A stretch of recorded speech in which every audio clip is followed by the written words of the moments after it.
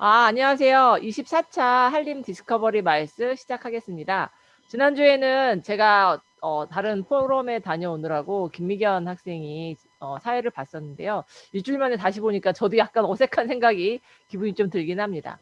오늘은 다시 좀 신기일전해서 유니크 베뉴에 대한 이야기를 나눠보려고 합니다. 제가 지난주 제주도의 행사에 참가했었는데 이영주 본부장도 그 전주에 다녀오셨던 걸로 알고 있는데 제주도에서 선정한 그 유니크 베뉴에서 포럼을 계속 진행을 하시더라고요. 근데 그 모습이 되게 괜찮고 저희한테 시사하는 바가 좀 있지 않나 싶은 생각이 들어서 유니크 베뉴를 어떤 식으로 활용하면 좋을까?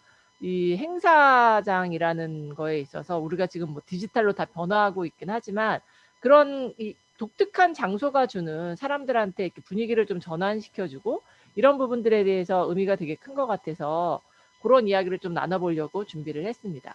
그래서 오늘은 지금 이제 유니크 베뉴와 관련돼서 최근에 프로젝트를 진행하셨던 이영주 본부장님의 발표를 들으면서 패널분 두 분을 모셨습니다. 우선 간단하게 제가 조금 소개를 먼저 드리면 오늘 이제 발표해 주실 링크 팩토리의 이영주 본부장님 나와주셨고요. 그리고 그 두 번째는 우리 ENX의 김종환 부장님 같이 나와주셨습니다. 안녕하세요. 우리 국내에서 가장 큰 키메스 전시회를 주최하고 있는 ENX고요. 그다음에 마지막으로 같이 모신 패널분은 수원 컨벤션 뷰로의 홍주석 팀장님 나와주셨습니다. 네, 안녕하세요. 네, 안녕하세요. 감사합니다. 그러면 우선 이영주 본부장님이 유니크 베뉴에 대해서 일반적인 조금 이야기들을 중심으로 해서 현황이라든지 개요 이런 부분에 대한 소개를 먼저 좀 같이 들어보도록 하겠습니다.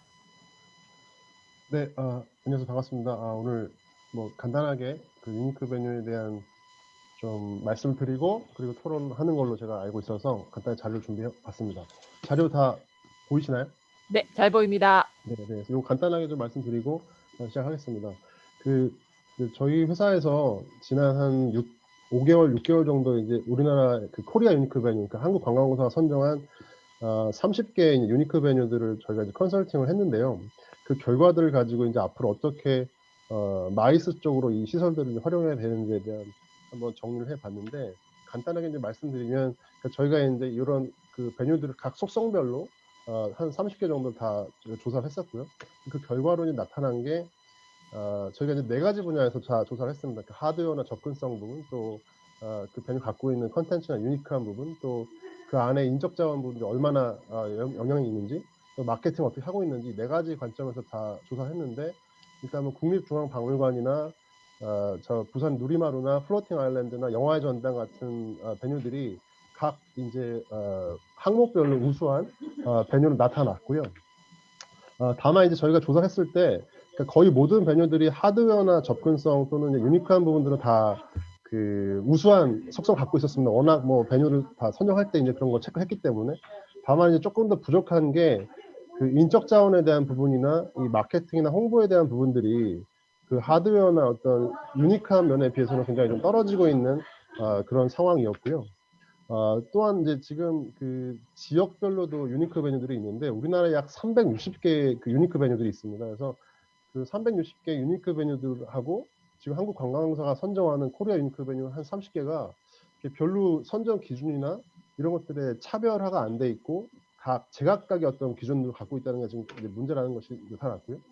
반면에 이제 해외 같으면은 주최자 입장에서 그러니까 행사를 해야 하는 주최자 입장에서 그 베뉴들이 갖고 있는 속성이나 컨셉을 가지고 베뉴들을 굉장히 유형별로 잘 정리하고 있는 것을 저희가 알 수가 있었고, 그래서 뭐 예를 들면 뭐 차이나의 뭐 샹하이 타워나 뭐 잉글랜드의 뭐 어떤 그 캐슬이나 아니면 뉴욕의 어떤 뭐 한국무항 같은 것들을 그 상하이 타워의 높이, 그러면 이제 높이를 가지고 브랜드 가치를 가장 성장시킬 수 있는 행사에 이런 베뉴가 어울린다. 또 어떤 도전적인 어떤 이벤트가 필요한 행사는 한국무항 같은 이런 도전적인 것들을 표현하는 행사에 어울린다. 이런 식으로 행사 주최자 관점에서 타입별로 굉장히 잘 정리하고 있는 것을 저희가 알 수가 있었습니다. 그래서 뭐 도쿄나 런던 같은 이 도시들이 지금 베뉴들을 지원할 때 우리나라처럼 단순히 어떤 뭐 홍보 브로셔를 만들어주고 거기에 시사 안내로서 그치는 것이 아니라 각각의 어떤 베뉴들의 프라이스 정보라든가 아니면 그 베뉴에서 어떤 행사를 했을 때 성공적으로 이런 행사들을 이뤄냈었는지 이런 성공 스토리를 발굴한다거나 아니면 그 베뉴 갖고 있는 이야기들을 그 행사의 컨셉에 맞게 마케팅함으로써 그 주최자 관점에서 굉장히 베뉴들을 활용할 수 있을 잘 활용할 수 있을 만큼 홍보나 이런 부분을 지원하고 있었고요. 그래서 종합적으로 말씀드리면 지금 우리나라의 이제 지역 베뉴나 코리아 베뉴들이 단순히 홍보 지원, 뭐 예를 들면 브로셔를 만들어 준다거나 뭐 해외 로드쇼를 간다거나 이런 하드웨어에 대한 홍보에 좀 그치고 있는데, 앞으로는 좀 어떻게 보면 그 소프트웨어, 그 인적 자원이나 마케팅 역량을 포함한 쪽으로 이 베뉴가 발전을 해야만 실제로 그 주최자들이 활용할 수 있는 그런 베뉴로 좀 포진을 할 수 있다는 것이 저희 결론이었고, 그래서 이런 이제 그 상황 분석 바탕으로 저희가 이제 간단하게 전략들을 냈었는데, 기존의 유니크 베뉴들이 하드웨어적인 부분만 좀 위주로 이제 선정했다면, 앞으로는 이제 코리아 베뉴들이 이런 소프트웨어적인 부분, 그 마케팅이나 홍보에 대한 부분까지도 좀 같이 반영을 한 베뉴 선정이 필요하다는 것이 저희의 결론이었고, 그래서 지금 우리나라 이제 베뉴들 저희가 한 6가지 분류로 나눌 수가 있었습니다. 그래서 뭐 트래디셔널부터 다이내믹까지 그 베뉴가 갖고 있는 속성별로 이렇게 베뉴를 나눠주고, 이런 베뉴에서 어떤 행사를 했을 때 그 행사 갖고 있는 어떤 목표나 의도들을 잘 극적으로 반영할 수 있는지, 이런 식으로 좀 베뉴들을 이용할 필요가 있었고요. 이러기 위해서는 지금 그 한국관광공사가 선정하는 절차도 좀 수정이 필요하다고 생각했었습니다. 그래서 기존에는 그 지금 보시는 것처럼 이제 관광공사 공모를 하면 각각의 베뉴들과 지자체가 동시에 다 베뉴 지원을 할 수가 있었어요. 근데 이렇게 하다 보니까 이제 선정 기준이나 이제 심사 결과에 대한 발표들이 중구난방되는 경우가 있었기 때문에, 이런 걸 가지고 좀 앞으로는 지자체만 별도로 CBB에서 좀 그 추천을 한 베뉴들만 그 심사될 수 있게 선정을 하고, 그리고 저희가 이제 프레젠테이션 같은 것들을 좀 추가를 해서 실제 그 베뉴의 의지나 앞으로 마이스 시설의 어떤 마케팅에 대한 어떤 역량들을 좀 평가할 수 있는 그런 부분들을 좀 보완을 해야 한다는 것이 저희 개선 방안으로 나왔었습니다. 그래서 이제 지자체 같은 경우도 지금 이제 지역별로 굉장히 많은 베뉴들이 있는데, 그 중에서 예를 들면 뭐 탑 티어 한 3가지 정도, 그러니까 3 정도의 베뉴만 좀 추천한다거나, 아니면 실제로 현재 마이스를 함으로써 어떤 지역 관광이나 어떤 마이스에 이바지하고 있는 시설들을 우선적으로 이런 추천을 하고, 또 PT 심사할 때도 기존에 저희가 이제 베뉴 컨설팅 했을 때 CEO는 의지가 있는데 직원들 의지가 없거나, 또는 직원들은 의지가 있는데 뭐 경영진이 어떤 마이스 시설로서 의지가 없거나, 이런 경우가 굉장히 많이 있었거든요. 그래서 이런 부분들을 좀 평가할 수 있는 평가 방법들을 좀 선정 절차에 넣어야 한다는 것이 저희의 또 다른 의견이었고요. 그래서 지금 포지셔닝을 봤을 때도 기존의 어떤 단순한 홍보나 PR 쪽의 어떤 베뉴 홍보였다면, 앞으로는 지금 어차피 코리아 유니크 베뉴라면은 기본적으로 한국에서 이런 마이스 행사를 할 수 있는 준비가 되어 있는 베뉴라 생각을 해야 되기 때문에, 앞으로는 좀 글로벌 차원에서 어떤 마케팅할 수 있는 부분으로 좀 나아가야 한다는 것이 저희의 결론이었고, 그래서 이제 구체적으로 보면 지금 하드웨어는 다 우수하기 때문에 앞으로 그 유니크 베뉴들이 경쟁력을 갖기 위해서는 이런 인적 역량 개발부터 고객 응대까지 이런 좀 소프트웨어나 이 마케팅 프로그램들을 베뉴들은 가져가야 하고요.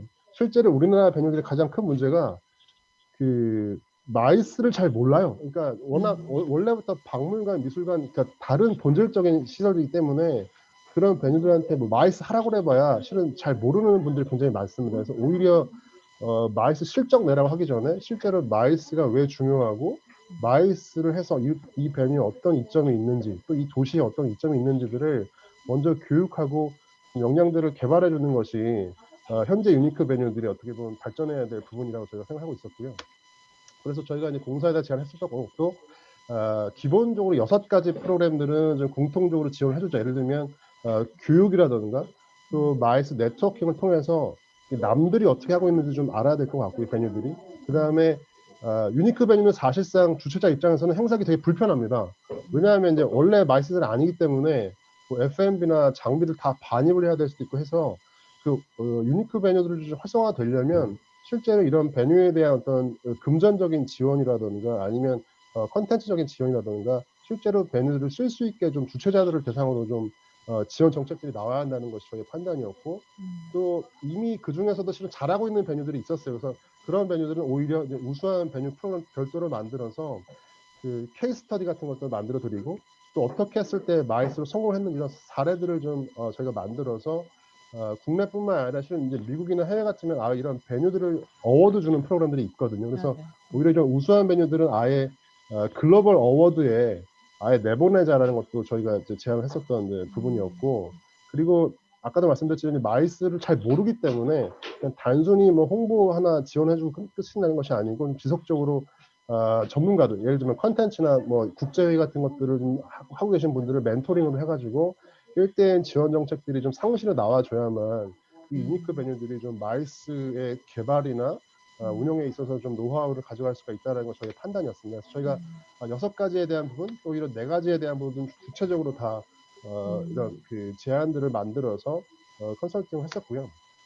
또 하나는 지금 유니크 베뉴 포럼이 우리나라에는 없어요. 그래서 유니크 베뉴들이 실은 도대체 남들은 어떻게 하느냐, 그다음에 마이스를 어떻게 유출해야 되는 이런 교육이나 네트워킹할 수 있는 행사가 없습니다. 컨벤션이. 그래서 좀 유니크, 그러니까 코리아 유니크 베뉴 포럼이라는 걸 좀 만들자라고 저희가 제안했었고, 가능하다면 내년부터 이런 포럼들을 좀 진행할 수 있을 것 같습니다. 그래서 이 베뉴 포럼에서는 유니크 베뉴들의 성공 사례도 자기들끼리 발표하고 교육도 받고 이런 식으로 해서 좀 유니크 베뉴들만의 네트워킹 이벤트를 만들고, 내후년부터는, 그러니까 실은 아시아에도 유니크 베뉴 포럼이 없어요. 그래서 아시아의 유니크 베뉴들을 초청을 해서 어떻게 보면 이제 그런 아시아권의 이런 뭐 스타디움이나 박물관이나 미술관들이 어떻게 자기들의 마케팅하고 이런 그 성공적인 스토리를 만들어내는지를 공유할 수 있다면 또 하나의 굉장히 괜찮은 컨벤션을 하나 만들 수 있을 것 같다라는 생각이 좀 들어서 저희가 이것도 같이 제안했었고, 그래서 이런 뭐 다양한 뭐 교육, 뭐 네트워킹, 뭐 토크쇼 같은 것들을 이 포럼 안에 집어넣고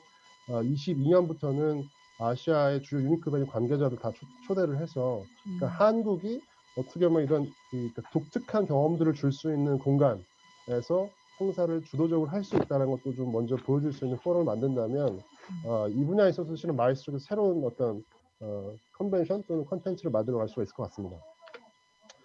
그리고 이제 마지막으로 실은 CBB 역할도 굉장히 중요한데요. CBB들이 실은 결국 유니크 베뉴는 지역에 기반을 두고 있기 때문에 그 지역에 있는 CBB가 어떻게 그 유니크 베뉴들과 연결이라든가 국제회의 유치를 할 때 행사를 이렇게 스플릿하게 해서 배포를 해준다든가 이런 부분들을 굉장히 CBB 역할이 굉장히 중요하다는 것도 저희 생각이었고, 그래서 이런 지금 시카고에 있는 뮤지엄이나 이런 박물관들은 그 시카고 CBB가 아예 공동 브랜드를 만들어가지고 그 유니크한 셀링 포지션들을 다 만들어주고 있습니다. 예를 들면 이제 인텔리전트 엔터테인먼트, 그러니까 지적 즐거움을 주는 공간, 이런 식으로 이제 유니크 베뉴들의 셀링 포인트를 만들어서 다른 컨벤션 센터나 뭐 이런 다른 공간들이 줄 수 없는 것들을 이런 유니크 베뉴가 줄 수 있다라는 컨셉으로 굉장히 마케팅을 잘 하고 있어서 이런 부분들은 그 지역에 있는 CBB들이 그 지역의 베뉴들의 속성을 파악을 해서 좀 만들어주는 것이 굉장히 중요한 부분이었고요. 그래서 저희 마지막으로 이제 이런 부분들을 좀 단계적으로 관광공사나 지역 CBB들이 좀 이런 홍보나 역량 강화나 사업 지원 부분에 있어서 실제 실행 가이드를 좀 만들어서 단계별로 실행한다면 앞으로 우리나라의 유니크 베뉴 단순하게 그냥 뭐 해라, 마이스 해라가 아니라 이렇게 해서 좀 단계적으로 지원해주면 좀 성과를 낼 수 있는 부분이 있을 것 같다라는 것이 이제 저희가 마지막으로 냈었던 결론이었습니다. 네, 이상으로 간단하게 제 브리핑을 마치겠습니다. 네, 감사합니다. 전반적으로 되게 광범위하게 다뤄주셨네요. 마지막에 얘기하셨던 유니크 베뉴 포럼 같은 경우에는 진짜 의미가 있을 것 같아요. 현재 네네네. 뭐 해외 같은 경우에는 있는데 시상식 같은 거 해주면 저도 사실 이렇게 돌아다니거나 이야기 들어보면 뭐 유니크 베뉴뿐만 아니라 이제 얼라이언스를 구축하고 있는 우리 실제 뭐 PCO, 뭐 센타 이런 사람들을 제외하고는 되게 마이스에 대한 이해가 낮은 상황이어서 유니크 베뉴를 운영하시는 분들한테 교육이 좀 제공이 되면 어떤 식으로 했을 때 더 마이스와 연관된 행사를 해서 나름의 또 수익을 더 창출할 수 있는지 그런 부분에 있어서도 시너지가 날 것 같고 실제 행사 자체가 되게 풍성해질 수 있겠다라는 생각을 합니다. 아마 우리 홍주석 팀장님께서 지금 눈독을 들이고 계시지 않을까 싶은 생각이 얼핏 네. 들기는 하는데 그러면 본부장님 제가 우선 요것 공유 중지 먼저 하겠습니다. 네네. 파일에 네네. 대해서. 네네. 네. 지금 이제 이영주 대표님, 이영주 본부장님 말씀을 잘 들었고 이 부분에 대해서 아마 뭐 김정환 부장님이나 홍주석 팀장님께서도 의견이 좀 있으실 것 같은데 먼저 홍 팀장님 보시기에 이제 수원 컨벤션 뷰로라는 지자체의 입장에서 유니크 베뉴를 발굴하시려고 지금 뭐 노력하고 계시죠. 네. 네. 유니크 베뉴를 찾는 것들이 지자체 입장에서 어떤 효과가 있다라고 생각하셔서 유니크 베뉴 발굴에 뭐 역할을 하시는지 좀 의견을 들어보도록 하겠습니다. 네.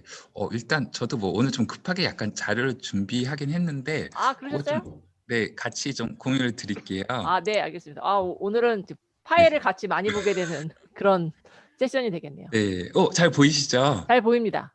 네. 네네. 이게 이거 저희가 전체로 원래 해주세요. 화면 전체 모두. 네. 네네네. 슬라이드 쇼로. 네. 네. 네. 사실 원래 올해 코로나만 없었으면 사실 올해 이제 9월에 그 수원에서 이제 아태 환경장관 포럼이 개최될 계획이 네. 있었는데요. 저희가 그때 냈던 이제 제안 중에 하나가 이제 화성 행궁에서 그 만찬 같은 거를 좀 계획을 하고 있었고, 근데 사실 요런 게 좀 한국의 전통적인 게 좀 해외에서 좀 인식이 좋고 좀 뭔가 특별한 대우를 받는다는 느낌이 있어서 참 반응이 이 사진은 몇 년 전에 U20 피파 U22 때 만찬을 했던 장소고요. 그래서 저도 좀 오래전이긴 한데 예전에 북경 그 CIBTM에 참가했을 때 만리장성에서 이제 저녁 그 핑거푸드를 했었고, 그 다음에 2013년경에 이카총에 상에서 했는데 궁이었나? 저기 박물관에서 했던 게 저도 너무 기억에 남아가지고 유니크 베뉴에서 하면 일단 그 참가자들이 약간 특별 대우를 받는다는 느낌을 받고, 그와 동시에 이 도시에는 이게 있구나, 맞아요. 그런 게 있어서 좀 수원 같은 입장에서는 수원 화성이랑 화성 행궁, 그 특히 아시아에 있어서 이 화성 행궁은 그 대장금이랑 별에서 그 해품달을 촬영한 곳이기 때문에 좀 인식이 좋더라고요.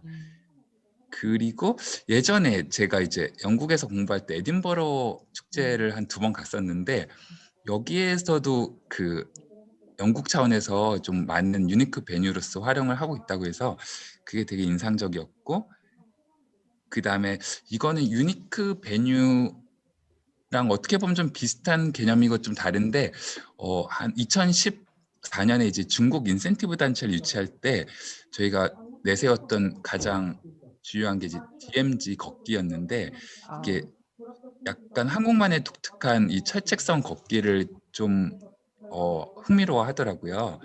그래서 그때 중국 단체도 왔었고, 이제 3년 전에 인도네시아 가루다 항공 임직원이 이제 여기서 자전거 수어를 했었는데, 이것도 되게 좋고, 사실 저도 개인적으로 여기서 뭐 투어를 하고 좀 식사를 하는 게 되게 좀 새롭기는 했었어요. 이게 DMZ인가요? 네, 위에가 이게 DMZ고, 그다음에 요거는 이제 수원 화성의 그 활 쏘는 연무대인데요. 그 예전에 제가 이제 뉴스킨을 유치하기 위해서 요 연무대에서 뭐 이렇게 식사를 하고 막 이런 걸 제안을 했었는데, 뭐 결국은 이제 저희가 그 비딩에서 떨어지긴 했었는데, 수원 차원에서도 요런 거를 좀 뭐 문화재청이랑도 협의를 하고 이런 장소들을 좀 활용하려고 아무래도 수원의 그 역사와 유네스코를 좀 홍보하기 위해서 이런 노력을 좀 많이 했었고요. 그리고 이제 올해 12월에 오픈하는 아쿠아리움인데요. 지금 저희는 이제 아쿠아리움을 어떻게 활용하면 좋을까 지금 그런 고민들을 좀 많이 하고 있습니다. 그래서 네. 저도 사실 지금 뭐 홍철 팀장님 말씀해 주신 것처럼 다시 생각해 보면 유니크 베뉴에서 했던 행사들은 기억에 많이 남는 것 같아요. 저도 지금 뭐 아쿠아리움 같은 경우에 그때 아틀란타였던 것 같아요. 아틀란타에 아쿠아리움 코카콜라 공원이 있으면서 옆에 아쿠아리움이 있었어 갖고 그런 곳이라든지 아니면 이제 그런 박물관 같은 것들을 빌려서 미국 같은 데서 행사를 많이 해주니까 그런 데 갔던 데들은 도시 이름이랑 그 장소들이 사실 다 기억에 상당히 오랫동안 남죠. 그 오랫동안 남다 보니까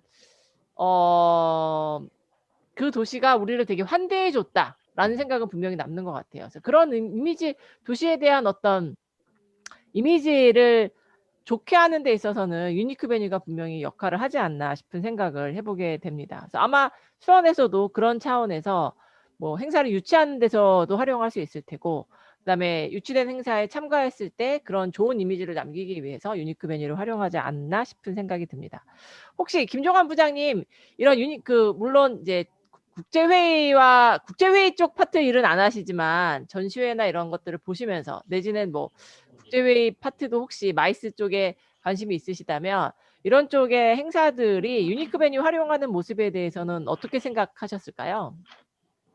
저희는 사실 전시회 회사니까 네, 국제회의보다는 전시회에 초점 맞춰가지고 주로 고민을 하는데요. 네, 사실 2019년도에 저희 회사 내에 어떤 매출 증대보다는 사업 확장을 고려한다고 해서 보실지 모르겠는데 여기 서울 네, 마이스에 대한 유니크 메뉴 책자를 제가 하나 얻어다가 네, 봤는데 사실 지금 현재로서는 제대로 된 자료가 별로 없어요. 유니크 메뉴에 대한 안내가 별로 없고 주최자 입장에서는 뭐 어떤 유니크 메뉴가 있고 어떤 유틸리티가 제공되고 어떻게 활용할 수 있는지 가이드라인이 전혀 없는 상황에서 뭐 다 일일이 현지 답사를 할 수도 없는 거고, 그래서 아까 안내해 주신 어떤 베뉴 안내 뭐 그런 PT 자료에서 좀 덧붙이자면 좀 유니크 메뉴 소개를 위한 좀 어떤 VR 체험, VR 경험, 뭐 전시회는 VR이 좀 어려울 수 있으나 메뉴에 대한 안내는 VR로 경험할 수 있잖아요. 어떻게 동선을 잡아야 하는지, 뭐 사소하게는 로비는 어떻게 돼 있고, 뭐 인트로스와 엑스트가 어떻게 나뉘는지, 뭐 그런 것들과, 그리고 베뉴가 되게 많이 이렇게 소개가 되어 있는데 스퀘어 미터가 얼마나 되는지, 그리고 그 관이 정사각형인지 어떤 뭐 그런 것들에 대한 안내가 잘 안 나와 있어요. 다 제각각이고. 그래서 규격화된 도면, 아니 좀 알기 쉽게라도 좀 나와 있으면 좋겠고. 아까 유니크 베뉴 포럼에 대해서 저도 아주 환영하는 바인데 그러한 가이드라인이 없어서, 그리고 또 그 고전적인 우리 주최자들은 현재의 베뉴 플랫폼을 그냥 별로 이렇게 특별한 아이디어 없이 그냥 뭐라 그래야 되죠? 정형화되게 그냥 사용해 왔던 분들이 그냥 뭐 의뢰 그냥 사용하듯이 어떤 체계를 가지지 않고 그냥 전시를 해왔다는 거죠. 그 옛날에 뭐 전시 3요소 뭐 얘기했었잖아요. 전시회, 참가업체, 뭐 주최자 참관계, 참관계, 뭐 이렇게 3요소가 있는데 여기에 하나 더 해서 요즘 뭐 많이 여기저기서 많이 고민하고 있는 경험에 대한 부분을 좀 넣어서 어떤 4요소를 만들어야 되지 않을까 싶어요. 이 얘기는 어떤 대규모의 어떤 좀 양적인 전시회가 있었다면 지금 유니크 베뉴를 활용한다는 건 약간 질적인 전시회를 좀 노려야 된다고 보고요. 이제 그런 면에서 그냥 옛날의 견본시와 같은 그냥 전시장에서 전시품 보여주고 그냥 단순히 만져보고 이런 게 아니라, 아까 그 베뉴를 설명할 때 어떤 상하이 타워가 가지고 있는 의미로 그 주최자한테 그런 스토리텔링으로 좀 이렇게 어필하려고 했다면 주최자도 어떤 그런 행사의 스토리텔링을 가지고 뭐 좀 전시회를 좀 전문화하거나 세분화하거나 그렇게 해야 유니크 베뉴를 사용할 수 있는 준비를 할 수 있지 않을까 좀 싶어요. 네. 저희 이제 주최로 제일 아쉬운 건 아까 처음에 말씀드렸던 어떤 유니크 베뉴에 대한 안내, 그 부분이 좀 많이 아쉽죠. 네네네.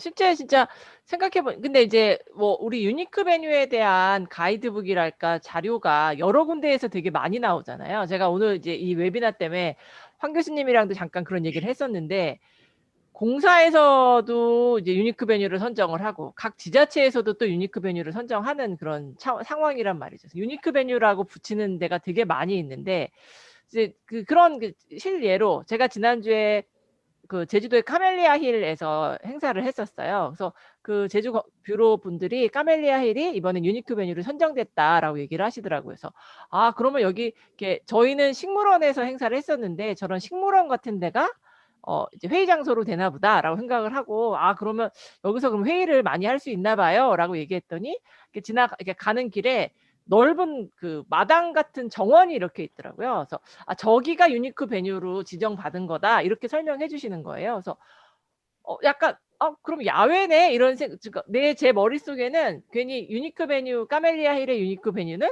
저런 식물원이라든지 뭔가 회의할 수 있는 공간이 있나 보다라고 저는 생각을 하고 접근을 했는데 실제 지정되어 있는 장소는 그 야외 정원이라고 말씀을 해주시더라고요. 그래서 이런 것들이 지금 김종환 부장님 말씀을 들어보니까 누군가는 유니크 베뉴를 활용하기 위해서 이 장소 했을 때 난 여기를 쓸 수 있겠다. 물론 식물원도 쓸 수 있다고는 하지만 그런 부분들에 대해서 표준화된 어떤 안내 책자 같은 것들이 있으면 확실히 좋겠다는 생각이 들고, 그 규모가 다 다르니까 그런 행사할 수 있는 곳에 대해서 뭐 뱅퀴스로 놓으면 어떻게 되는지 우리가 호텔이나 센터에서 회의장을 소개하듯이 그런 형태로 자료가 좀 만들어졌으면 좋겠다라는 생각이 진짜 도움이 많이 될 것 같아요. 실제 그런 게 있나요? 이본 부장님 조사하셨을 때 그런 유니크 베뉴들이. 그러니까 있어요. 그 공사에서 이제 유니크 베뉴 안내 자료 같은 걸 만들어 주는데 그 책자를. 네. 근데 이제 사실상 그 책자를 보는 사람이 이제 별로 없죠. 그다음에 네. 활용도가 굉장히 떨어져서 그 베뉴들도 실은 이런 홍보 책자 만들어 주지 말고 아까 우리 그 부장님 말씀하신 것처럼 VR이나 그다음에 이제 여기서 행사를 했을 때 어떻게 이 행사가 성공되었는 이런 스토리텔링을 가지고 좀 영상 같은 걸 만들어 줬으면 좋겠다. 그래서 지금 공사가 VR 영상은 만들 겁니다. 그 예산이 반영이 되어 있고요.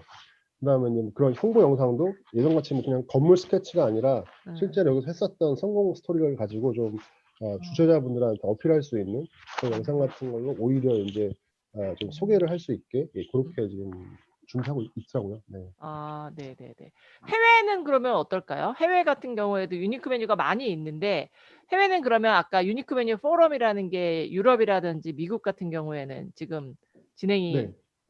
그 미국의 어떤 IAVM이라고 네, 네, 그 International Association of Venue Managers라는 네. 그 협회가 있어요. 네.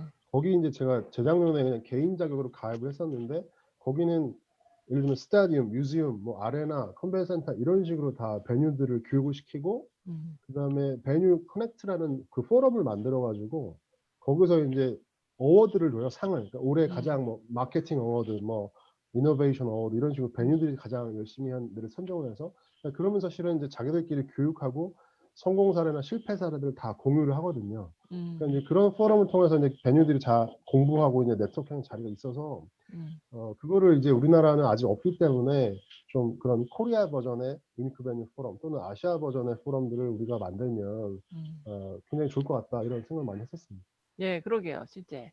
그러면 아시아 지역에서도 사실은 유니크 베뉴를 활용하자라는 이야기들이 제가 이제 다른 것들 자료 찾거나 하면은 되게 많이 나오는데 지금 뭐 아까 홍 팀장님이 만리장성이라든지 뭐 박물관 이런 것들도 이야기해 주셨지만 실제 뭐 이색적인 자연환경, 뭐 해변 이런 데 말고 이번 부장님 혹시 그때 컨설팅 프로젝트 하시면서 독특한 해외에서 우리나라에는 없는 형태의 유니크 베뉴 뭐 이런 사례가 혹시 보신 게 있으실까요? 그 우리나라는 종교 시설이 실은 유니크 베뉴가 별로 없더라고요. 그러니까 뭐 불교 사찰 이런 건 몇 개 있는데 근데 이제 영국의 그 웨스트민스터라는 교회가 있거든요. 그게 한 500년 된 교회인데 굉장히 낡은 교회인데 이제 유니크 베뉴 선정이 되면서 실은 제가 놀랐던 건 그 건물 자체가 아니라 마케팅하는 컨셉이 그 건물에 이제 리노베이션을 하는데 그 건물을 다 뜯어고친 게 아니고 가장 그 속도 빠른 와이파이, 가장 해상도 높은 LED 이런 식으로 이제 테크니컬리 인프라를 전부 다 그 고쳤어요. 그래서 이제 자기들이 마케팅할 때 Meet the Future라는 아예 그 이벤트를 만들어가지고 가장 오래된 교회지만 가장 앞서가는 IT 행사 같은 거를 여기서 하면 독특한 경험을 줄 수 있다. 이런 식으로 이제 마케팅해서 결국에는 영국의 마이스 협회 상을 받더라고요. 그래서 그 우리나라 실은 이제 교회나 성당은 유니크 베뉴가 없거든요. 그렇죠. 그런 이제 좀 약간 그러니까 높이가 높은 건물에 들어가면 사람이 굉장히 약간 경외감을 느끼고 그런 다른 경험들을 줄 수가 있기 때문에 그런 종교 시설들이 실은 좀 오픈이 된다면 또 다른 색깔의 행사들도 가져올 수 있겠다라는 생각을 많이 해봤습니다. 네. 그러면 혹시 또 우리 국내 유니크 베뉴들 조사하시면서 여기가 우리나라에서는 제일 좀 적극적으로 마이스 쪽에 도입이 될 수 있는 유니크 베뉴인 것 같다 생각하신 곳이 있으셨을까요? 그러니까 실은 제가 개인적으로 한 40개를 봤는데 올해 네. 그 가장 영감을 얻었던 베뉴는 그 삼청동에 가시면 네. 한국가구박물관이라고 있습니다. 아, 네네네. 가보신 분들 네. 계시겠지만 거기는 실은 유니크 베뉴 탈락시키려고 했었어요 처음에. 왜냐하면 아, 하지 말라는 게 너무 많아요 거기서. 너무 불친절해요. 네, 너무 불친절하고 뭐 리깅도 하지 마라, 밥도 네. 먹지 마라, 뭐 잔디도 밟지 마라, 그 다 하지 말라는 맞아요. 거예요. 네. 그래서 같이 간 우리 PCO 분께서 아 여기는 탈락시켜야 된다. 아, 근데 이제 제가 그럼에도 불구하고 제가 조사를 해봤더니 너무나 그 명품 기업들이 맞아요. 이 가구 박물관을 맞아요. 좋아하더라고요. 그래서 네. 왜 가구 박물관을 자꾸 루이비통이나 뭐 샤넬이나 이런 기업들이 행사하느냐 물어봤더니, 그러니까 실은 아까 그 해외가 얘기했던, 그러니까 거기는 그러니까 그 보존해야 될 가치가 있는 겁니다. 그러니까 그 가구 박물관은 그 갖고 있는 그 한옥도 굉장히 그 제가 맞아요. 실은 품격이 있다고 저는 느꼈거든요. 다른 네네. 한옥보다. 그다음에 거기 갖고 있는 뭐 전시품이라든가 이런 가구들이 음. 우리나라의 어떤 전통 문화를 지키고자 하는 의지가 지금 거기 계신 그 오너분이나 그 그쵸. 직원들이 그걸 다 이제 지키는 거예요. 한마디로 말하면. 맞아요. 맞아요. 그래서 실은 주최자들은 약간 까다롭다고 느낄 수 있지만 오히려 이제 그런 이야기들을 루이비통이나 명품 기업들은 자기들이 지켜야 할 어떤 브랜드의 가치나 브랜드 헤리티지를 이제 이런 베뉴에서 보여주면 그게 이제 시너지가 난다라는 거죠. 그래서 제가 여기는 오히려 행사를 그 하지 말라 할 게 아니라 더 지원해주고 그런 이야기들을 더 퍼뜨려야 하는 베뉴가 아닌가라는 생각을 많이 했었어요. 그래서 그러니까 오히려 이제 그런 어떤 베뉴만의 스토리텔링을 잘 하고 있었기 때문에 네, 가구박물관에서는 되게 기억이 남았어요. 맞아요. 맞아요. 약간 익스클루시브한 전략을 쓰는 네네네네. 곳이라고 볼 수도 있죠. 사실 네네네네. 되게 뭐 저도 몇 번 가봤지만 정말 참 힘든 곳이긴 한데 가서 느껴지는 것들은 좀 색다른 어떤 감동을 느낄 수 있기 때문에 예. 그 해외 유니크 베뉴하고 국내 유니크 베뉴에 대한 뭐 이야기를 좀 들어봤고, 그러면 홍 팀장님 이런 유니크 베뉴와 관련돼서 지자체에서 이제 아까 이제 이영주 본부장님은 내년 관광부사 차원에서는 AR이라든지 VR 같은 촬영을 지원할 계획이라고 하는데 지자체 차원에서도 혹시 뭐 어떤 지원 계획이라든지 활용 계획 같은 것들이 있을까요? 일단 수원 같은 경우는 사실 저희는 이제 작년에 생긴 신생 조직이다 보니까 네. 아직까지는 유니크 베뉴의 발굴 차원에서 좀 머물고 있는데 저희도 이제 중장기적으로는 그러니까 일본에서 하는 것처럼 유니크 베뉴에서 행사를 했을 경우 뭐 지원금을 조금 더 가산해 준다던가 아니면 또 일본에서 시행하는 것처럼 거기에서 세팅할 수 있는 뭐 행정적이나 이런 뭐 물품 같은 걸 지원한다던가 좀 그런 거를 지금 고민하고 있고요. 사실 많은 지자체들도 좀 그런 걸 고민하고 있는 것 같아요. 그리고 또 수원은 아무래도 좀 세계유산이 좀 있다 보니까 그런 유니크 베뉴를 좀 활용할 경우 아무래도 이제 관련된 기관들이랑 협업해야 되는 그런 게 좀 많이 있어서 그런 거를 중간에서 좀 풀어줄 그런 게 좀 역할이 많이 중요할 것 같아요.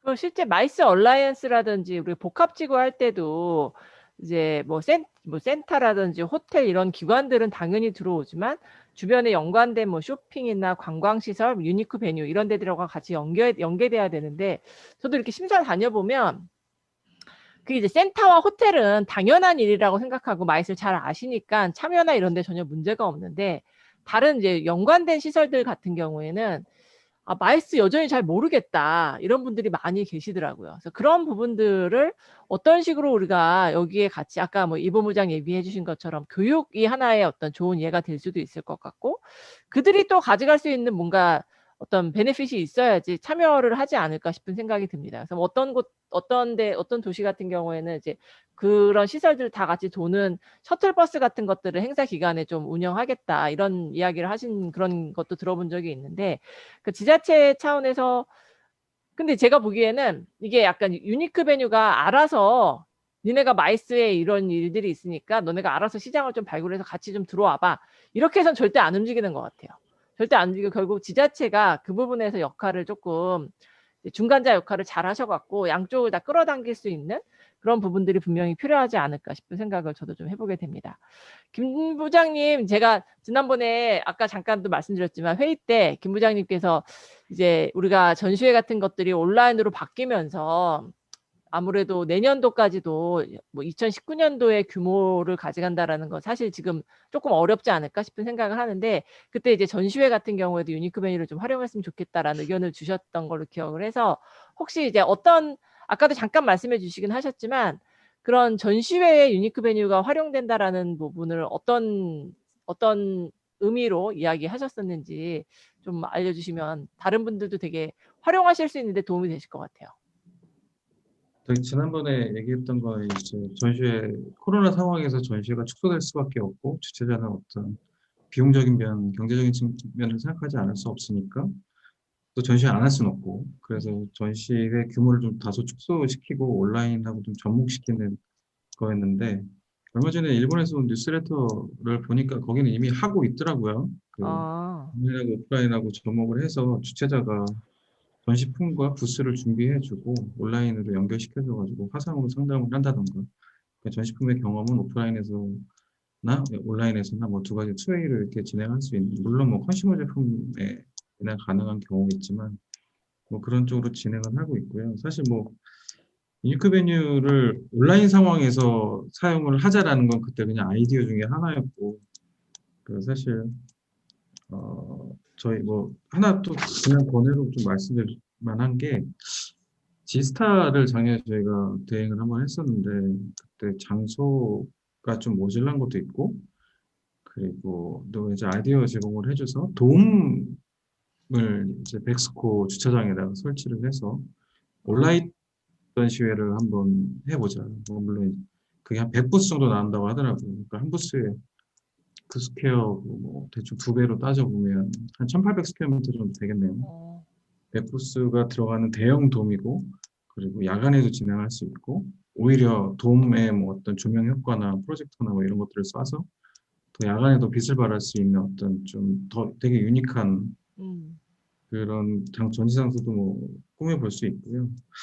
아까 유니크 베뉴 말씀드리다가 그 잠깐 빼먹었는데, 그런 베뉴에 대한 사용을 주최자 입장에서는 정말 알기 힘들고, 전시회 하나도 고민하기 힘든데 베뉴까지 고민해야 된다고 하는 게,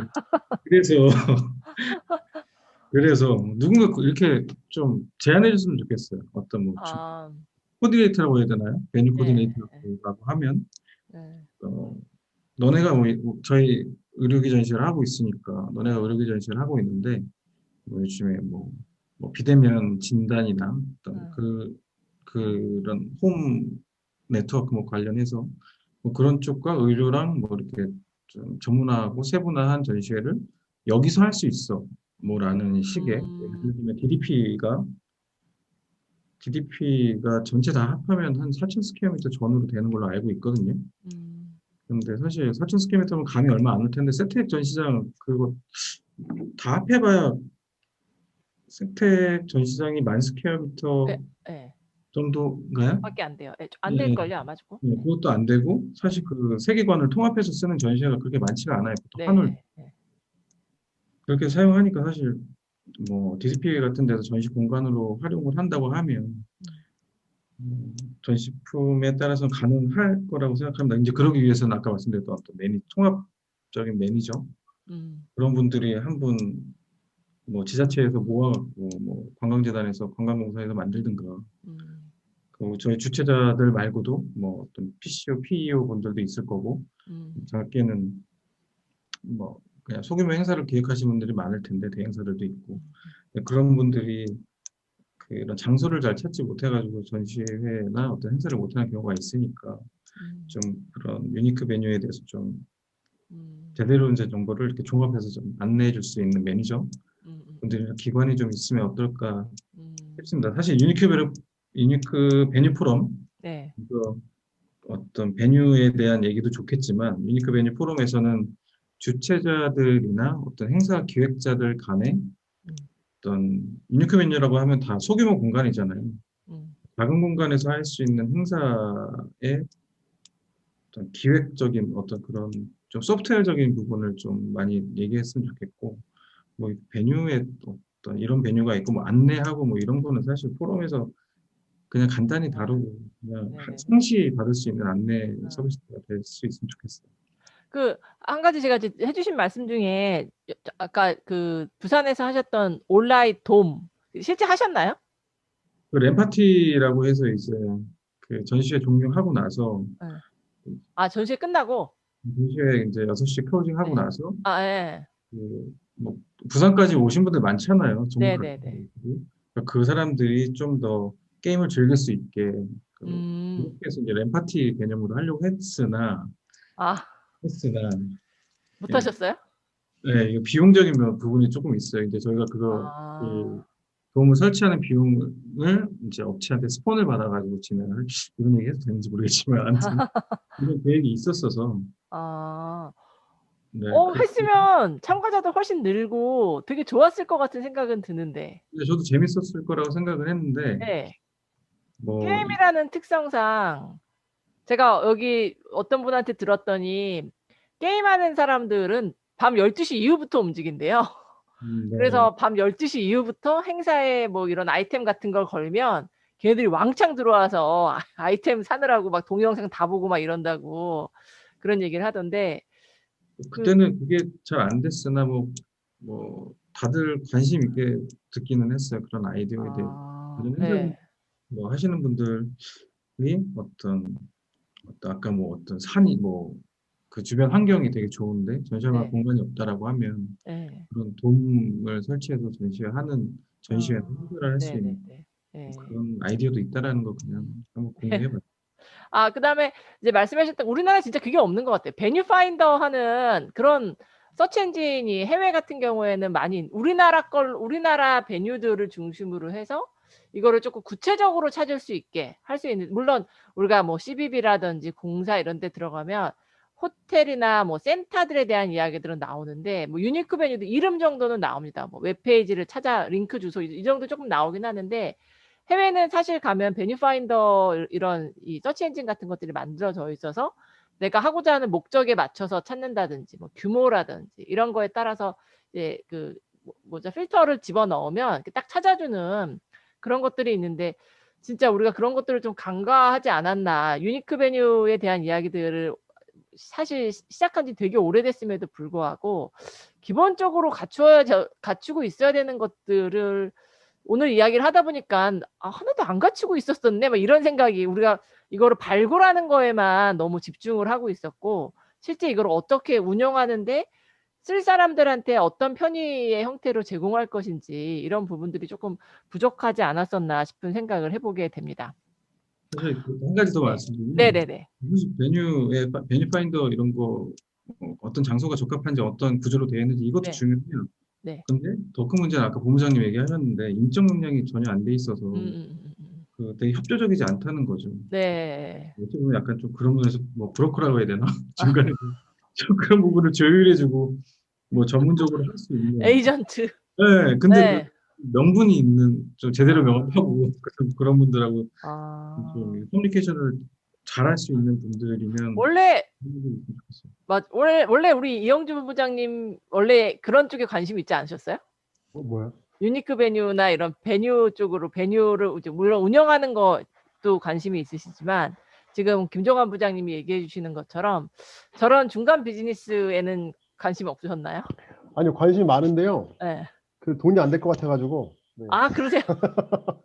근데 정말. 베뉴를 잘 쓰면 행사의 격이 올라갈 수 있고 사실 아까 한국 과구박물관 같은 데는 아무나 컨택도 안 되는 곳이잖아요. 예. 근데 그런 것들을 좀 찾아줄 수 있고 이색적인 그런 곳들에 대해서 아예 뭐 이제 그 베뉴에 대한 컨설팅뿐만 아니라 이런 것들을 중개라고 표현해야 되나? 그런 역할을 해주는 전문가는 분명히 필요할 것 같아요. 이 행사의 특성에 맞는.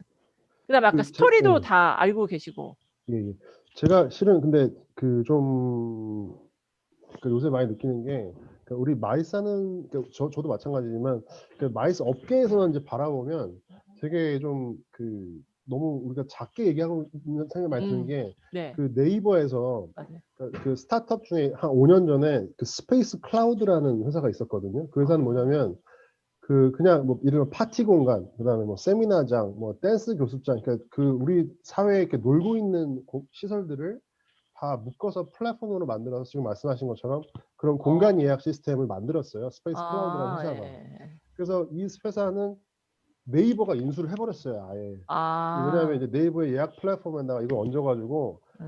거기에는 실은 이제 이런 행사장도 다 포함이 돼 있는 거죠. 그래서 오히려 요새 같이 이제 로컬 컨텐츠나 스몰 미팅 같은 게 점점 더 많아진다면 굳이 이게 이제 그런 댄스 교습소에서 실은 행사를 할 수 있는 거고 저 책방에서도 행사할 수 있는 거고 굉장히 행사할 수 있는 범위가 넓어지기 때문에 어떻게 보면 이제 그런 좀 문화적 관점에서 다양한 시선들을 마이스 쪽에서도 좀 포용을 할 수 있어야 행사 주최자 입장에서도 좀 다양한 공간에서 어떻게 보면 경험을 주는 공간이기 때문에 유니크 베뉴는 그런 차원에서 좀 폭을 넓히는 게 필요할 것 같다라는 생각 좀 많이 해봤습니다. 네, 네, 저도 진짜 동감합니다. 실제 우리가 약간 이제 뭐라 그럴까 선진국이 돼서 그런 건지 서양화돼서 그런 건지 파티 문화라는 게 점점 생기다 보니까 뭐 이제 애기 낳기 전에도 파티하고 뭐 애기 뭐 이런 것들도 막 되게 화려하게 하는 그런 문화가 생기는 것 같아요. 이제 그런 장소부터 시작해서 사실 기업들이 하는 행사들도 엄청나게 많이 있는데 기업에서는 뭐 PCO를 보유하고 있는 것도 아니고 우리나라 기업들은 특히나 그 기업들의 행사 장소로서도 저희 뭐 그냥 그런 얘기지만 저희 재단만 해도 어떤 행사를 할 때 행사장을 못 찾아서 이제 저한테 문의를 많이 한단 말이에요. 뭐 제가 알려주는 것도 있지만 좀 더 프로페셔널한 사람들이 그런 부분에 대해서 컨설팅 왜 각 기업들마다 의미 있는 행사가 뭐 창립 기념회도 있겠지만 뭐 10주년도 있고 20주년도 각각 이런 행사부터 시작해서 뭐 여러 행사들이 있어서 그런 거에 맞춰서 행사장 공간에 대한 컨설팅을 해주는 게 상당히 의미가 있지 않을까 싶은 생각이 들고 이야기를 하다가 생각이 났는데 그 이본 부장님 요새 이제 재생 공간이 되게 도시 재생을 하면서 그런 창고 뭐 이런 데들이 요새 되게 뜨는 것 같아요. 그런 데들 그런 공간들 중에 혹시 유니크 베뉴로 선정된 곳은 없나요? 우리 현재? 창고 중에서 선정은 안 됐는데 선정이 될 것 같은 베뉴는 있더라고요. 그러니까 뭐냐면 그 부산에 가면 F1963이라는 혹시 공간 그게 원래 철강 회사 동국제가 아닌가? 아무튼 철강 회사의 철강 공장이었는데 그게 이제 공장을 이제 안 쓰면서 그거를 이제 폐쇄하려다가 그 옆에 이제 새로운 공장을 만들고 그 회사가 그 F1963을 재생 복합문화 공간으로 만들었어요. 근데 여기가 굉장히 정말 그 스토리텔링을 너무 잘해가지고 딱 들어가자마자 이렇게 대나무 숲이 이렇게 입구를 맞이하거든요. 근데 그 대나무가 뭐냐면 그 철강의 그 철제 그거 있잖아요. 그거를 이제 대나무로 바꿔버린 거고 그다음에 그 공간 안에 들어가면 제가 실은 제 감탄했던 건 그 테넌트 그 임대사업장 유치를 그러니까 재생 공간 그러니까 재활용 약간 그런 친환경 같이. 그런 이야기를 가지고 예스24 중고 서점을 유치를 했어요. 그래서 그 테넌트하고 그 베뉴 갖고 있는 이야기하고 너무나 잘 매칭을 한 테넌트를 유치를 해서 실은 이제 베뉴 사업자들의 고민은 그거잖아. 항상 사람들이 바글바글 했으면. 그쵸. 그래서 이제 그런 부분들을 그 임대 사업장을 유치를 통해서 항상 거기 가면 사람들이 북적북적 거리고 항상 행사가 열리는 공간으로 굉장히 마케팅을 잘해서 그 유니크 베뉴에 아마 내년에는 선정이 될 것 같습니다. 홍 팀장님 혹시 그 경기도 이쪽에도 있지 않나요? 그 제가 무슨 어디 들었던 것 같은데. 그런 아니 도시 네. 이런 복합 문화 재생 공간 경기도에 없나요? 경기 남부에 무슨 그때 수원 그 과장님이 얘기하셨던 것 같은데 무슨 제가 이름 들었는데 잊어버렸는데 그 요새 아무튼 그런 인천에도 사실 있고 뭐 어디죠? 청주 뭐 이런 곳들에 그런 도시재생 시설로서 과거에 이제 버려진 공장 이제 제조업이 더 이상 돌아가지 않으면서 버려진 그런 장소들을 재생을 해서 복합문화 공간을 만드는 그런 시설들이 많이 나타나고 있는 것. 수원에서 가장 독특한 화성 말고 내일 참가 행사하기 괜찮다라고 소개해 주실 만한 유니크 베뉴 있으실까요? 사실 그러니까 제가 그동안 가지고 있었던 생각은 유니크 베뉴는 약간 그 센터나 호텔에서 메인을 개최하고 그 이제 약간 부가로서 저는 유니크 베뉴를 활용한 걸 늘 생각했었는데 특히 좀 코로나 팬데믹 이후로 좀 행사 규모도 좀 작아지고 기간도 좀 짧아지고 하면서 정말 소규모 회의 같은 경우는 아예 그냥 유니크 베뉴에서 하시려는 주최자들이 조금 계시더라고요. 그래서 굳이 센터나 호텔이 아니라 그냥 유니크 베뉴에서 맞아요. A부터 Z까지. 그래서 앞으로 저는 코로나 이후로 그런 수요가 조금 더 늘 것 같고요. 그리고 수원에서 요새는 저희가 좀 생각하고 있는 거는 이제 어떻게 보면 마이스랑 직접적인 연관은 없는데 수원이 그래도 이제 지금 복합단지로서 센터 옆에 백화점, 그다음에 아쿠아리움, 그다음에 호텔이 있고 옆에 이제 호수공원이 있는데 그렇다 보니까 이제 사실 백화점 그 관계자분들도 원래는 마이스 쪽에 별로 생각이 없다가 센터가 바로 옆에 있다 보니까 여기 오시는 분들을 이제 백화점으로 좀 유입하시고 싶어 하고 또 갤러리아 백화점이 약간 좀 디자인이 좀 그쵸. 겉에 독특해요. 외관이 수원에. 뭐 상도 받았다고 네. 그런 것 같은데. 그러다 보니까 좀 그런 특색도 있고 거기 이제 옥상이나 이제 그쪽에 가면 좀 약간 유니크한 장소가 있어서 유니크 베뉴로서 저희가 이제 좀 그거를 내년에 한번 활용할 수 신청을 있는. 해보려고 하고요. 또 한 가지 큰 계획은 이제 수원 호수공원, 광교 호수공원이 밤에 되게 예뻐요. 그러다 보니까 이제 그거를 좀 활용할 수 있는 유니크 베뉴를 좀 지금 고민하고 있습니다. 네, 알겠습니다. 우리 저기 최태영 회장님 지금 들어와서 같이 참여해주고 계시는데 최 회장님 D2 스튜디오 지난번에 물론 저희가 녹화하긴 했지만 한번 자랑해 주시죠. 유니크 베뉴인데. 아이고 뭐 특별히 자랑할 것까지는 없는데요. 오늘 세 분의 말씀 잘 들었습니다. 이제 최근에 뭐 이 코로나로 인해 가지고 많은 PCO들이 지금 어려움을 겪고 있는데 저희도 뭔가 활로 모색을 좀 해봐야 되겠다 그런 차원에서 D2 스튜디오를 개관을 하게 됐고요. 앞으로 거기에서 많은 일들이 좀 벌어질 거라고 생각이 됩니다. 차츰 제가 여기에 적극적으로 참여하면서 차츰 인터컴 D2 스튜디오는 소개를 하도록 하겠습니다. 감사합니다. 네, 감사합니다. 마침 블록체인 행사를 지금 내일까지 하시죠? 아침 예, 11 내일까지 합니다. 네네네. 아침 11시 30분부터 1시간 네. 동안 진행하고 있습니다. 네, 그 행사 자체가 지금 인터컴 사옥 지하에 지난번에 저희 행사했던 스튜디오가 마련이 되어 있으세요. 그래서 이 LED 스크린을 이제 이렇게 배경으로 해서 진행이 되고 있어서 행사를 지금 어차피 온라인으로 행사를 해야 되는 상황이니까 그럼 온라인 할 수 있는 장소를 찾는 분들이 많이 계실 텐데 여기 뭐 스튜디오부터 시작해서 촬영 장비까지 다 구비가 되어 있어서 여기 가서 행사하셔도 되게 그 블록체인 행사 자체를 제가 좀 봤는데 그걸 보시면 저렇게까지 할 수 있구나 싶은 생각을 아마 해보실 수 있을 것 같아요. 그래서 뭐 우리 키메스에 오시는 참가 업체들 중에 뭐 VIP 분들 이런 분들하고 뭐 간단한 세션 같은 거 하시겠다 생각하시면 여기서 다른 데 가지 않으셔도 사실 되게 편하게 행사를 할 수 있는 그런 장소가 마련이 되어 있습니다. 뭐 마지막으로 우리 이영주 본부장님 오늘 발표도 많이 교수님 잠깐만 이영주 본부장님 새로 무슨 어디 하나 운영하신다고 제가 기사에서 본 것 같아요.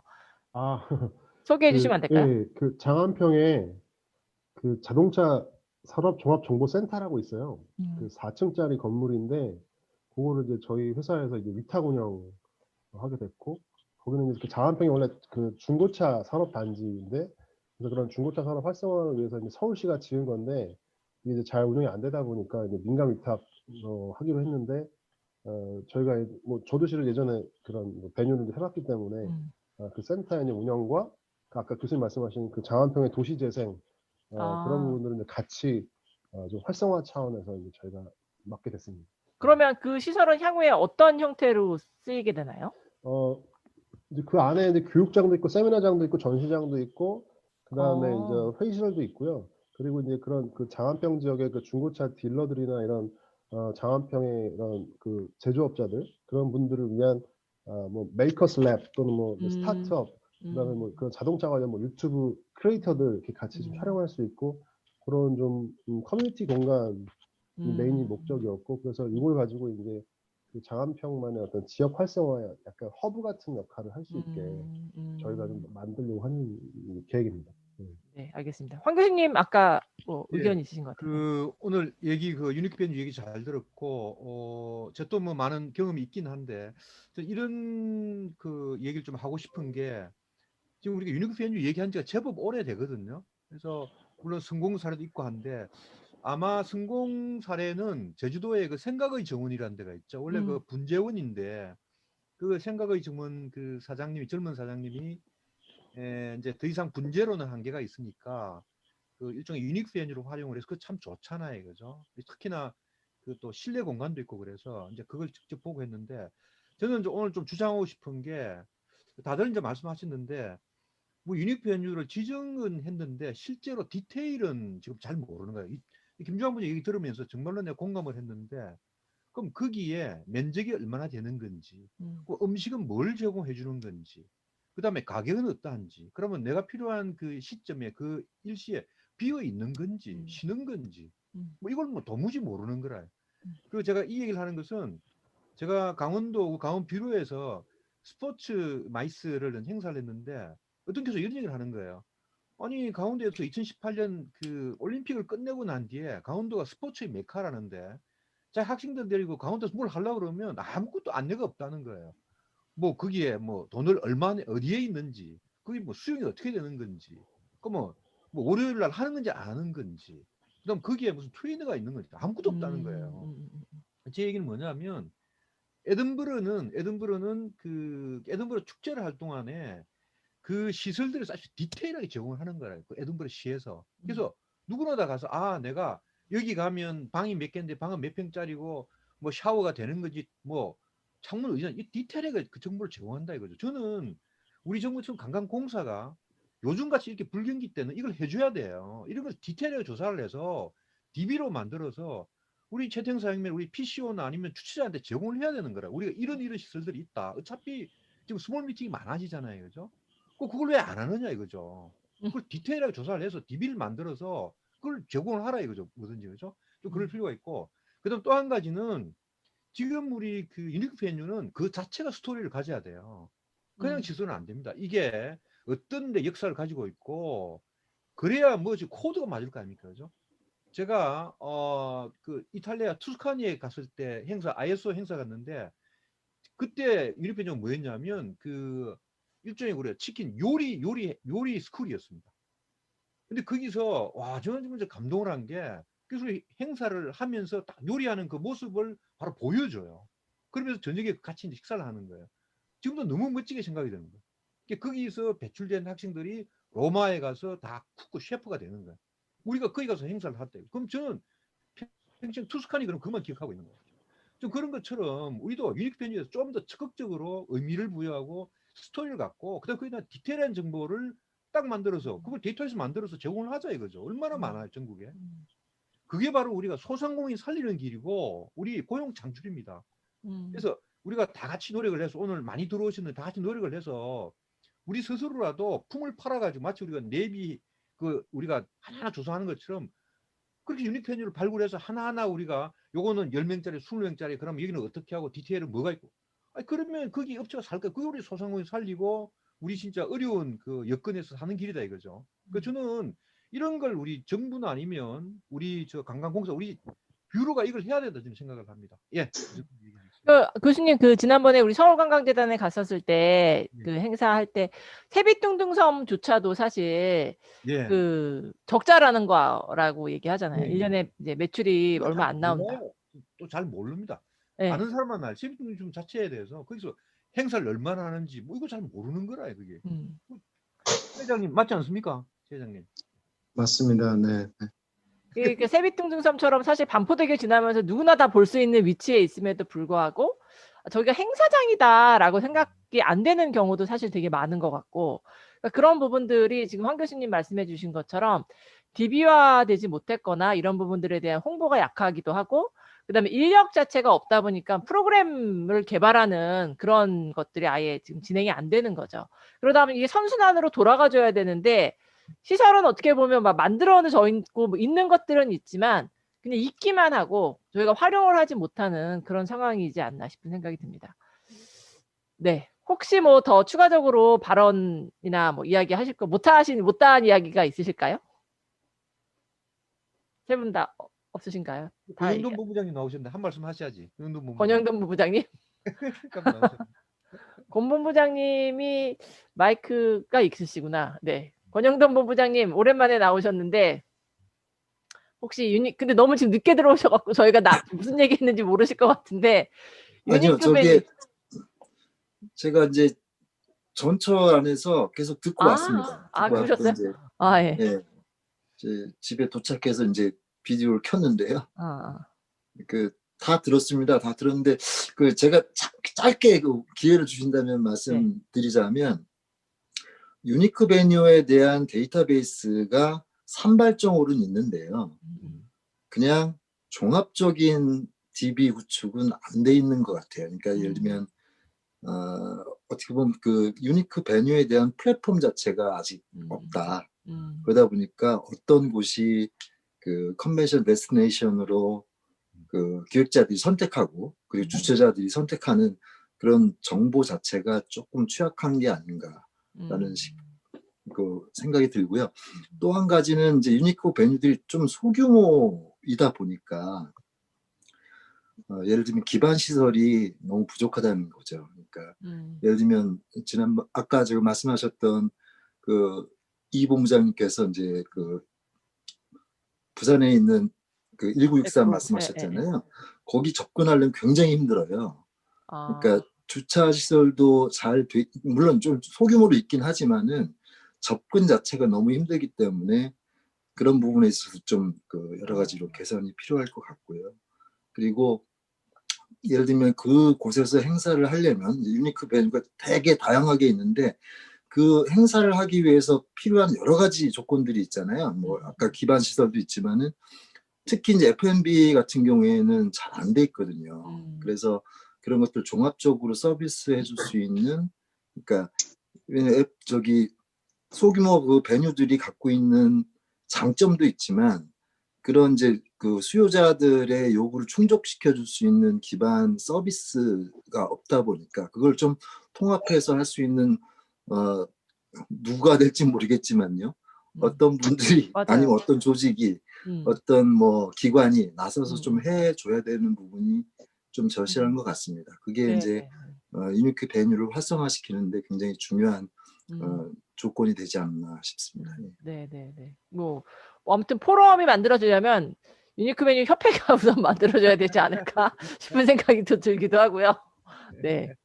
혹시 뭐 참가자분들 중에 오늘 유니크 베뉴에 대해서 의견 있으신 분 따로 없으실까요? 몇 분 눈에 들어오시긴 하는데 특별히 뭐 비디오를 안 켜셔갖고 제가 지명해서 이 말씀드리긴 좀 어려울 것 같고. 그러면 혹시 더 추가해서 뭐 마지막에 이거는 꼭 얘기하고 끝내야겠다 하시는 거 있으실까요? 못다 하신 이야기 다 없으신가요? 네. 네, 알겠습니다. 그러면 오늘 이영주 본부장님의 유니크 베뉴에 대한 발표부터 시작해서 두 분 토론 이야기 너무 잘 들었고요. 또 참가해주신 분들 우리 최 회장님이나 권 본부장님께서 또 좋은 의견 주셔갖고 향후에 저희 오늘 되게 사업 아이디어를 몇 가지 얻은 것 같아요. 누군가가 이 사업 아이디어를 잘 발전시키셔갖고 실제 향후에 마이스 산업에 도움이 되는 유니크 베뉴와 관련된 그런 발전된 모습이 있기를 기원해 보겠습니다. 네, 참가해 주셔서 감사합니다. 이상 마치겠습니다. 네, 수고했습니다. 감사합니다. 네, 수고하셨습니다.